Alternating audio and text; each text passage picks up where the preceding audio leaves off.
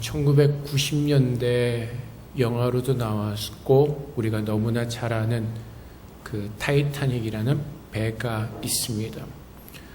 우리가 너무나 잘 아는 스토리죠. 1912년에 이제 영국에서 출항해서 가는 동안에 사고가 일어나게 되죠. 그 당시 그 타이타닉호 배를 만들었을 때 그 당시 최고의 기술과 정말 완벽한 배를 만들었다고 사람들은 생각을 했습니다. 그래서 그 배는 전혀 침몰하지 않을 배라고 사람들은 그렇게 말했습니다. 하지만 우리가 잘 아는 것처럼 그 배가 어떻게 되죠? 빙산과 부딪힌 후에 그 배는 물에 가라앉게 되고 수많은 사람들이 죽게 됩니다. 오늘 미가서의 말씀이 바로 이것입니다. 사람들이 무엇인가를 의지하고 또 무엇이 견고하다고 생각하지만은 오늘 미가서에 보면은 여러 그 유다 지방의 도시들의 이름이 나옵니다. 미가는 그 도시의 이름들을 연구하면서 하나님 앞에서 얼마나 그 자기들이 생각하는 도시들이 허무하게 무너지고 하나님의 심판 때 그 누구도 설 수 없는 것을 오늘 미가는 이 말씀들을 통해서 우리에게 경고해 주고 있습니다. 아수르의 군대가 그 유다의 성읍을 향해서 예루살렘을 향해서 돌격해 오고 있습니다. 그 경로에 있는 유다의 성읍들이 하나씩 망하고 있는 것입니다. 그래서 이것이 단순히 어떤 지명을 이야기하는 것이 아니라 어떤 히브리의 어떤 그 단어의 의미를 통해서 그들이 마지막 날에 무엇을 의지하다가 어떻게 멸망하게 되는지를 미가는 우리에게 예언해 주고 있습니다. 오늘 10절 말씀에 보면은 가드에 알리지 말라라고 이렇게 얘기를 하죠. 가드에 알리지 말며 도무지 울지 말지어다. 가드는 어디 지방의 도시죠? 블레셋 지방의 도시죠. 이스라엘과는 원수된 그 지방의 도시, 그 도시입니다. 그래서 여기서 말하는 것이 무엇이죠? 자신들의 멸망이 이방인들에게 조롱거리가 되지 않게 가드에 말하지 말라라고 이렇게 외치고 있죠. 근데 그 다음에 보면 어떻다고요? 내가 베들레아브라에서 티끌에 굴렀도다. 이 베들레아브라는 그 티끌, 먼지의 집이라는 뜻이 있습니다. 자기의 어떤 그 멸망과 수치스러움과 어떤 그런 것들을 감춰보려고 하지만은 결국은 어떻다고요? 다 드러날 수밖에 없다는 것입니다. 먼지의 집에서 먼지를 뒤집어 쓰고 망하는 것처럼 하나님께서는 우리 모두를 티끌같게 낮아지게 하시고 우리가 우리의 죄를 감추고 싶어도 모든 것이 드러날 수밖에 없다는 것입니다. 하나님 앞에서 우리가 숨길 수 있는 것은 아무것도 없습니다. 하나님께서 작정하시고 심판하기로 작정하시면 그 누구도 그 심판을 벗어날 수가 없다는 것입니다. 그래서 영국의 그 시인 펄시 비 쉘리라는 사람이 이런 시를 남깁니다. 오지만디아스라는 시에서 사막 한가운데 부서진 거대한 그 어떤 왕의 동상이 등장합니다. 그 동상 밑에 글에는 이런 글귀가 적혀 있었습니다. 나의 이름은 오지만디아스, 왕 중의 왕이로다. 너희 위대한 자들아, 나의 업적을 보라. 그리고 절망하라. 그 시인은 그 글귀 주변에 아무것도 남지 않고 오직 황량하고 끝없는 모래, 그것만 끊임없이 뻗어 있다고 모습을 합니다. 그래서 하나님 앞에서 우리 스스로 죄를 감추려고 해도 우리는 그 죄로 말미암아 헛되고 헛된 그 죄인된 삶을 살 수밖에 없고 그 죄악된 삶을 살아가는 모든 인생의 마지막은 티끌이 날리는 것 같은 그 죄 가운데 빠져서 허무한 인생을 살 수밖에 없다는 것입니다. 그래서 아무리 강한 것 같아도 이 왕이 위대하고 엄청난 업적을 남겨갔지만은 결국은 무엇이라고요? 절망이라는 것입니다. 하나님께서 불어버리시면은 순식간에 모든 것이 날아가 버리는 것입니다. 우리가 세웠다고 생각하는 그 성읍, 그 도시, 우리 그 모든 그 성한 내가 쌓은 그 성의 모든 것들은 하나님께서 불어버리시면 그 누구도 그것을 막을 수가 없습니다. 여러분 혹시 이런 경험해 보셨습니까?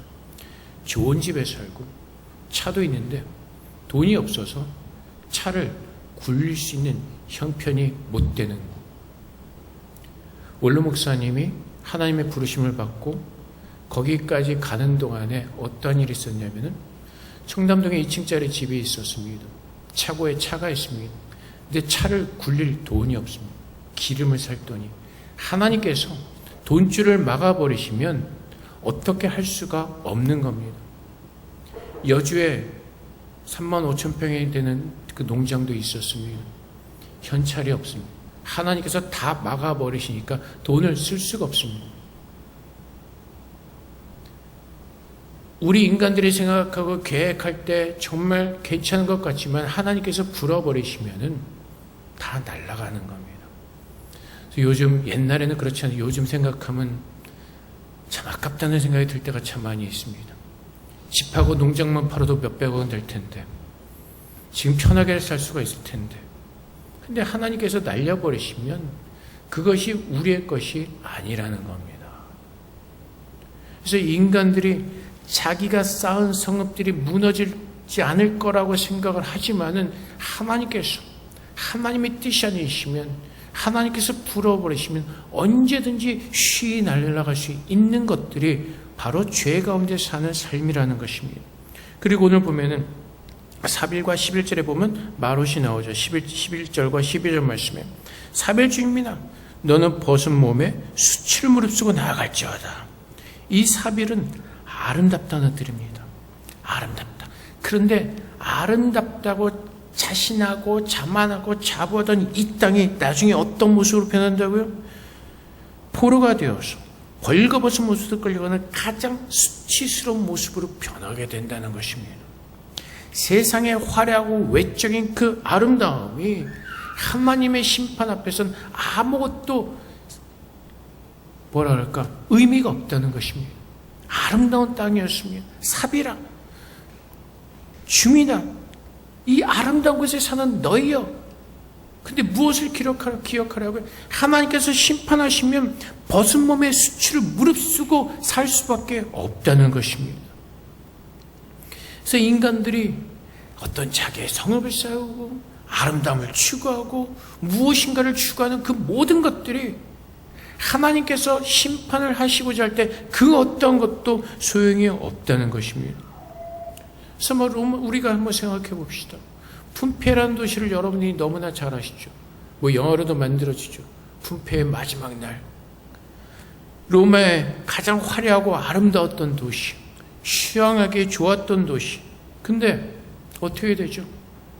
화산이 폭발함으로 말미암아 그 모든 것이 잿더미로 변하게 됩니다. 그래서 나중에 발견된 그 모습들이 어떤 모습들이 있죠?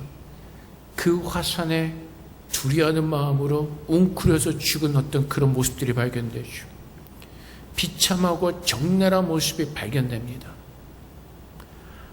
그 아름다움과 어떤 그 세상적인 그 화려함을 추구했던 모든 것들이 순식간에 하나님께서 그 화산으로 심판하실 때 그 모든 것들이 순식간에 죄로 변하게 되었다는 것입니다. 그리고 12절 말씀에 마롯이란 그 단어도 쓰다라는 어근과 연결이 되는 것이죠. 그들이 중심에 복을 받았지만은 하나님께서 어떻게 하셨다고요? 재앙으로 말미암아 예루살렘의 성문에까지 재앙이 임한다고 가르쳐주고 있습니다. 경고하고 있습니다. 그래서 예레미야서 8장 13절부터 15절까지 말씀에서도 경고하시기를 여호와의 말씀이니라 내가 그들을 진멸하느니 포도나무에 포도가 없을 것이며 무화과나무에 무화과가 없을 것이며 그 잎새가 많을 것이라 내가 그들에게 준 것이 없어지리라 하셨나니 우리가 어찌 가만히 앉았으랴 뭘지어다 우리가 견고한 성읍들로 들어가서 거기에서 멸망하자 우리가 여호와께 범죄하였으므로 우리 하나님 여호와께서 우리를 멸하시며 우리에게 독한 물을 마시게 하심이니라 우리가 평강을 바라나 좋은 것이 없으며 고집이 입을 때를 바라나 놀라운 뿐이니라. 이것이 무엇이죠? 하나님께서 하나님 앞에서 우리가 하나님 안에서 구하지 않고 하나님 밖에서 우리 스스로 복을 구하지만 결국은 무엇이라고 하나님을 떠나서는 그 어떠한 복도 누릴 수가 없다는 것입니다. 그래서 여호와께서 그들을 진멸하시니 그 마지막에 우리가 평강을 바라나 좋은 것이 없으며 우리는 이 세상에서 살아가면서 주님의 말씀을 꼭 기억해야 합니다. 무엇이죠? 마지막 때 하나님의 심판이 있다는 것이죠. 예수님께서 공생의 사역을 시작하면서 외치셨던 말씀이 무엇이죠? 회개하라 천국에 가까웠느니랍니다. 회개하라 천국에 가까웠다는 것은 무엇을 의미하죠? 심판이 있다는 것입니다.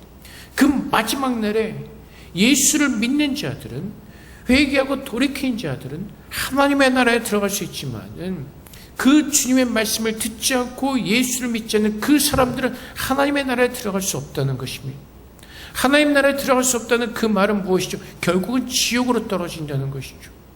영원한 형벌에 빠져서, 영원한 고통 속에서 그 죄의 대가를 치를 수밖에 없다는 것입니다. 그래서 하나님을 떠나서 무엇인가 할 수 있다는 그 낙관주의적인 사고라는 사람은 결국은 무엇을 맞이한다고요? 심판을 맞이하게 되는 것입니다. 그런데 우리는 어떻습니까? 이 세상에서 살아가면서 그 마지막 때를 기대하면서 우리가 그 마지막 때에 심판이 있을 것을 깨닫고 오늘 우리가 살아가는 그 모든 모습들이 하나님의 말씀을 믿는 믿음 안에서 주님의 제자로 살아가고 있습니다. 아니면 우리가 이 마룻 주민처럼 우리가 세상의 어떤 그 낙관적인 생각을 가지고 세상에 살아가는 그 모습 그대로 휩쓸려서 세상의 기대를 가지고 세상을 바라보면서 세상 속에서 살고 있지 않습니까? 주님은 우리를 너무나 잘 아시기에 깨어 있으라고 하십니다. 깨어서 무엇을 하라고요? 주님의 말씀을 기억하라고 말씀하시는 것입니다. 성령께서 왜 우리에게 임하셨다고요? 주님께서 우리에게 주신 그 말씀을 기억나게 하시기 위해서. 우리가 사실 한국 지하철 타면 요즘은 없어진 것 같지만은 전도하는 분들이 서서 이렇게 예수 믿으면 천국 가고 예수 믿으면 예수 믿으면 천국 가고 예수 믿으면 지옥 갑니다. 근데 사실이 그게 정확하죠. 예수 믿으면 천국 가고 예수 믿지 않으면 지옥 가는 겁니다. 근데 우리는 그것을 자꾸 잊어버리면서 살아갑니다. 그리고 세상에서 일어나는 일들을 보면서 자꾸 세상에 무엇인가를 기대하게 되죠. 나라의 리더가 바뀌면 좀 더 나은 세상이 오지 않을까. 그런데 전 세계를 돌아봐도 리더가 바뀌어도 그 세상에 지상 낙원이 오지 않습니다. 문제들은 여전하고 똑같고 그 문제의 심각성과 어떤 우리가 느끼는 어떤 크고 작은만 살짝 다를 뿐이지 모든 문제는 계속해서 존재합니다. 사라지지 않습니다. 왜요? 심판받을 죄악된 세상이기 때문에 그렇습니다. 이렇게 하면 경제가 나아지지 않을까? 이렇게 해서 우리가 좀 더 돈을 벌 수 있지 않을까? 조금 더 경제적으로 여유로워지지 않을까? 이렇게 하면 조금 더 큰 집을 살 수 있지 않을까?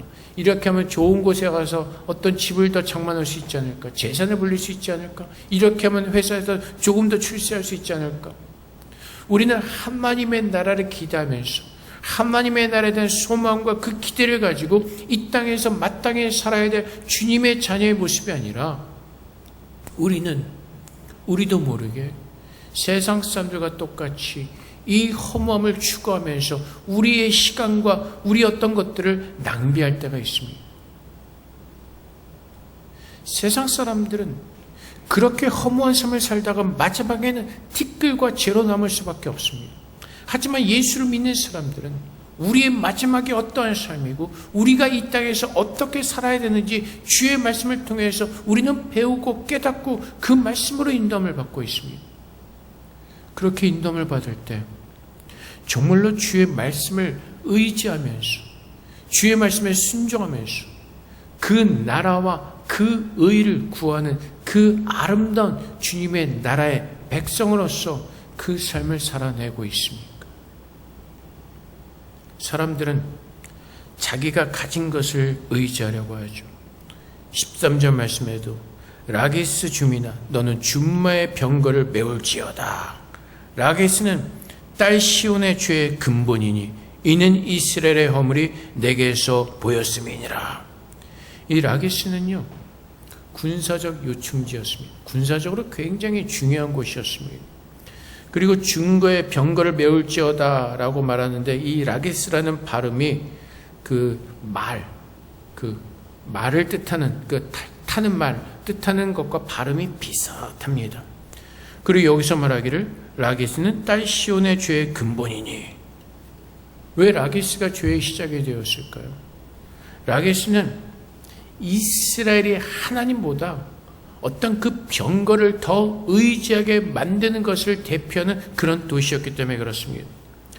우리가 아는 것처럼 솔로몬 시대 굉장히 부유하죠. 그래서 애굽에서 말을 사들여 와서 그 군사적 어떤 역량을 강화하죠. 근데 그것이 바로 그 키우던 것이 라게스였던 것입니다. 그래서 이사야서 31장 1절부터 3절까지 말씀해요. 도움을 구하러 애굽으로 내려간 자들은 화 있을진저 그들은 말을 의지하며 병거의 많음과 마병의 힘이 강함을 의지하고 이스라엘의 거룩하신 이를 앙무하지 아니하며 여호와를 구하지 아니하느니 여호와께서 지혜로우신즉 재앙을 내리실 것이라.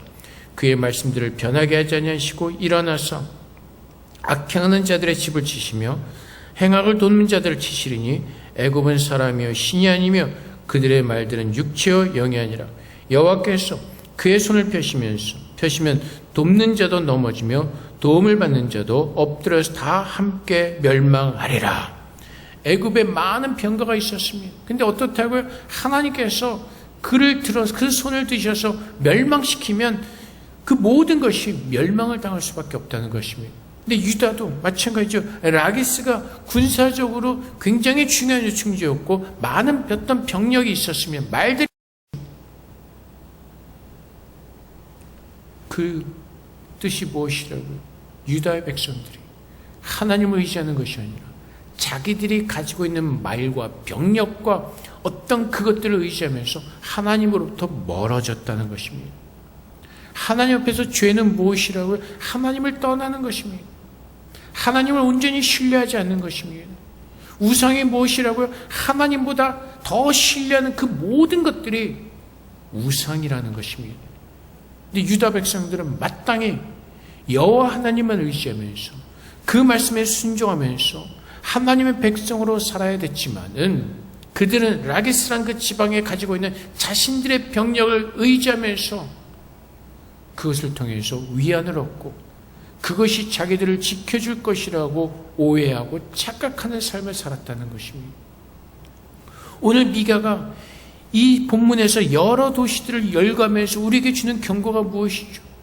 우리도 마찬가지로 우리가 살아가는 인생 속에서 많은 여러 도시들을 가지고 살아가려고 합니다.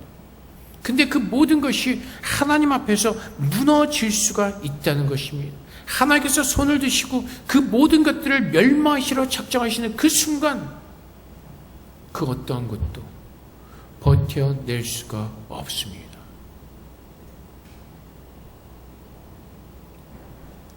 (1차) 대전이 끝난 후에 프랑스에서 무엇을 하죠? 그 독일의 침공을 막기 위해서 국경에 완벽하고 어떤 그런 방어 요새를 만들었습니다. 독일군이 그것을 통해서 자신들을 침공하지 않을 것이라는 그 확신이 있었습니다. 근데 나중에 어떻게 되죠? 거기만 피해서 프랑스를 침략하게 됩니다. 자신들이 생각하고 완벽하게 만들었다고 생각하는 그 방어의 요새들이 다 무용지물이 되었습니다. 우리는 살아가면서 하나님 앞에서, 하나님 안에서 하나님의 지혜를 가지고 우리의 인생의 그 길을 말씀으로 인도함을 받는 것이 아니라 세상의 것을 가지고 계획하죠. 이렇게 하면 되겠다, 저렇게 하면 되겠다. 그런데 우리가 살아오면서 깨닫는 것이 무엇이죠? 우리의 모든 인생들이 계획대로 되지 않는다는 것입니다. 잠언의 말씀처럼 사람의 걸음을 계획한다 할지라도 그 걸음을 인도하신 분은 여호와 하나님이시라는 것입니다. 우리가 인생을 살고 살다가 나중에 깨닫는 것이 무엇이죠? 인생은 무상이라는 것입니다. 인생은 무상. 그럼에도 불구하고 우리는 여전히 깨닫지 못하고 세상에서 우리가 가지고 있는 그 세상에 우리에게 보여주는 그 세상의 무기들, 권력, 명예, 돈, 어떤 그런 것들을 추구하면서 하나님을 찾지 않을 때 우리는 한순간에도 멸망할 수 있는 그런 연약한 무의미한 인생을 살고 있다는 것을 우리는 깨달아야 될 것입니다. 그래서 오늘 미가가 이 성읍들을 나열하면서 열거하면서 오늘 이 시대를 살아가고 있는 우리에게 동일하게 경고하는 것입니다. 오늘 무엇을 붙들고 있냐는 것입니다. 우리의 아름다움, 우리가 가지고 있는 어떤 그 힘의 무기, 아니면 우리가 죄를 감추려고 하는 어떤 그 연약함, 그 모든 것이 우리에게는 아무런 의미가 없다는 것입니다. 하나님께서 모든 것을 드러내시고 밝히실 때 거기에서 벗어날 수 있는, 도망할 수 있는, 피할 수 있는 그 누구도 이 세상에는 존재하지 않는다는 것입니다. 그래서 15절과 16절 말씀에서도 이스라엘의 영광이 아둘람까지 이를 것이라. 아둘람이 어떤 것이죠? 다윗이 사울을 피해서 숨어있던 동굴이 있던 것입니다. 나중에 하나님의 심판이 임할 때 그 이스라엘의 남은 자들이 다 동굴로 숨게 될 것이라고 주님은 경고하고 계시는 것입니다. 그리고 16절에서도 자녀들의 잃은 슬픔을 머리털을 깎아서 대머리 같게 할지어다라고 말씀하시면서 그 하나님 앞에서 범죄하던 그 이스라엘 백성들이, 유다 백성들이 결국에 멸망해서 포로로 끌려가는 모습을 보면서 슬퍼하고 애통해하는 그 모습을 우리에게 보여주고 있는 것입니다. 하나님께서 계속해서 세상의 심판에 대해서 말씀하고 계십니다. 마지막 때 분명히 심판이 있을 것이라고 하나님은 우리에게 경고해 주고 계십니다. 오늘 우리가 이 세상을 살아가면서 붙들어야 될 것은 모든 만물을 창조하시고 주관하시는 여호와 하나님만을 우리는 바라보고 그분의 뜻이 무엇인지를 구하면서 오늘 우리에게 주어진 이 시간 속에서 이 생명을 가지고 주님께서 기뻐하시는 그 거룩한 삶을 살도록 주님 앞에서 발버둥 치고 애통하면서 주님만을 붙들어야 되는 것입니다. 요즘은 세상이 참 복잡하게 돌아갑니다. 신냉전의 시대, 어디에 붙어야 될지, 특히 우리 한국같이 그 중간에 낀 나라는 참 힘들죠. 여기를 붙어야 될지 저기를 붙어야 될지 참 힘들고 어려운 그런 그 환경 속에 놓여 있습니다. 근데 믿는 자들에게 중요한 것은 누구에게 붙어서 유익이 있을지를 우리는 구하는 것이 아니라 하나님 앞에서 하나님을 붙들고 그분께서 인도하시는 그 길을 걸어가도록 믿는 사람들은 오직 여호와 하나님만을 붙들어야 되는 것입니다. 세상을 보십시오. 지도에 나타났다가 사라져간 나라들이 한두 개가 아니죠. 세상은 영원하지 않습니다. 세상은 제한이 되어 있고 세상은 무의미하고 세상에서 우리가 얻을 수 있는 것은 아무것도 없습니다. 그래서 오늘 주님께서 이 미가를 통해서 유다에 살고 있는 사람들에게 경고하시는 것처럼 오늘 우리에게 동일한 경고를 하실 때 우리는 어떻게 하죠? 깨어서 주님께서 말씀하시는 의미가 무엇인지를 깨닫고 돌이켜야죠. 주님께서 경고하시는 이유는 무엇이죠? 그 죄 가운데서 우리를 구원하시겠다고 하나님은 선포하고 계시는 것입니다. 이 세상의 모든 죄를 깨닫고 돌이켜서 하나님께로 돌아오라고 말씀하시는 것입니다. 예수님께서도 회개하라 천국이 가까웠느니라라는 그 말씀을 오늘 우리에게 주셨던 것처럼 우리가 오늘 붙들고 우리가 살아야 되는 것은 주님께로 돌이키고 주님의 나라가 얼마 안 나왔음을 깨닫고 깨어서 그 나라를 기대하고 소망하는 주님의 백성으로 사는 겁니다. 그것이 하나님께서 오늘 주님의 자녀들을 부르시고 주님께서 약속하신 것들을 보여주시고 그 약속을 붙들고 오늘 하루 세상에서 보여지는 헛된 것에 마음을 빼앗기지 말고 주님께서 하나님의 말씀으로 사탄의 모든 시험을 이기셨던 것처럼 말씀으로 깨어서 그 말씀을 믿는 믿음 안에서 주님께서 오시는 그날까지 우리가 믿음으로 살아내라고 주님 우리를 격려하시고 이끌어주시고 붙들어주고 계시는 것입니다. 그래서 오늘 본문이 오늘 우리에게 도전하는 것이 바로 그것입니다. 오늘 우리가 무엇을 붙들고 사냐는 것입니다. 세상의 아름다움을 추구하면서 세상의 어떤 화려함과 세상의 향락을 추구하면서 세상의 권력을 추구하면서 세상의 어떤 그 명예를 추구하면서 세상의 것을 구하고 있지 않은지 돌아보라고 오늘 말씀을 통해서 우리에게 경고하고 계시는 것입니다.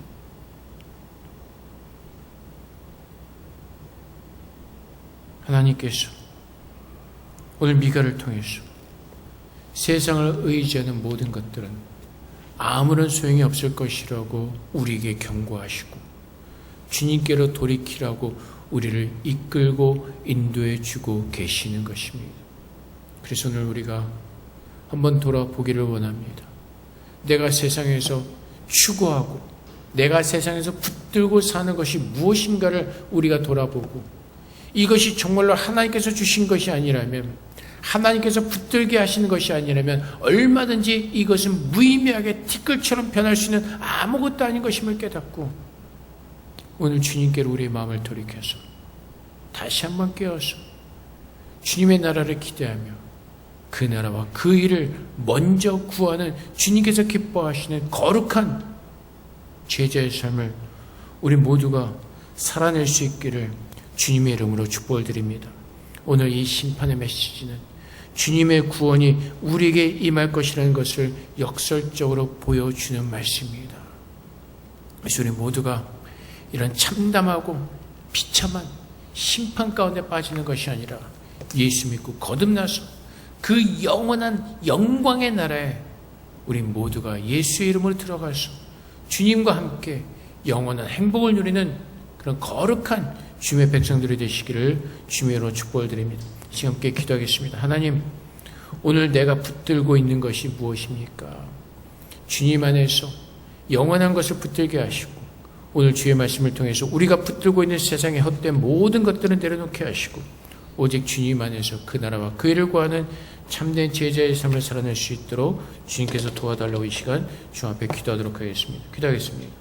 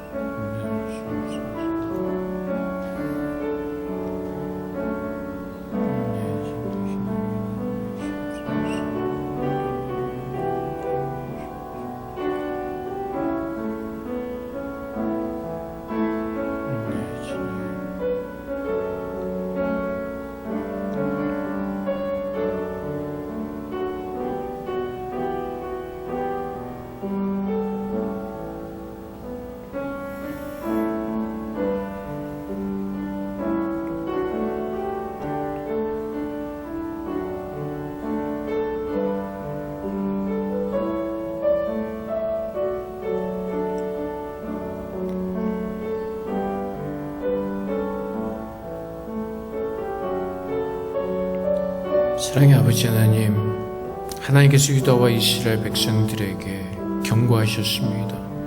주의 말씀을 믿지 않는 자들의 최후가 어떻게 되는지를 오늘 미가가 성읍들을 열거하면서 우리에게 보여주었습니다. 아버지 하나님, 우리 영이 깨어서 주님께서 경고하신 것을 들을 때 자각하게 하시고 깨어나게 하셔서 우리가 마땅히 붙들어야 될 것을 붙들 수 있도록 성령께서 도와주시옵소서. 세상의 허무함과 세상의 무익함을 깨닫게 하셔서 오늘 주님께서 허락하신 그 영생을 가진 자로서 우리가 이 세상에서 하늘을 바라보며 마땅히 구해야 될 바를 구하며 주님께서 기뻐하시는 제자의 삶을 우리 모두가 살아낼 수 있도록 주의 말씀으로 축복하여 주시옵소서. 그의 나라와 그 의를 구하게 하여 주시옵소서. 세상에 없어질 티끌과 같은 험한 것을 쫓는 자들이 되지 말게 하시고 하나님께서 열어주신 영의 눈을 들어서 우리가 마땅히 바라봐야 될 것을 바라보게 하시고 주님께서 우리에게 허락하신 그 영원한 날을 기대하며 소망하며 주의 말씀을 믿는 믿음 안에서 살아낼 수 있도록 주님 도와주시옵소서. 그래서 언제일지 모르지만 주님께서 다시 오시는 그날 주님께서 우리의 모든 이름들을 부르시며 주님의 영광의 나라로 옮기실 줄을 믿습니다. 그날을 기대하며 오늘 하루를 살더라도 주의 말씀을 붙드는 믿음으로 승리할 수 있도록 우리를 축복하여 주시옵소서. 감사하며 예수 그리스도 이름으로 기도합나이다. 아멘.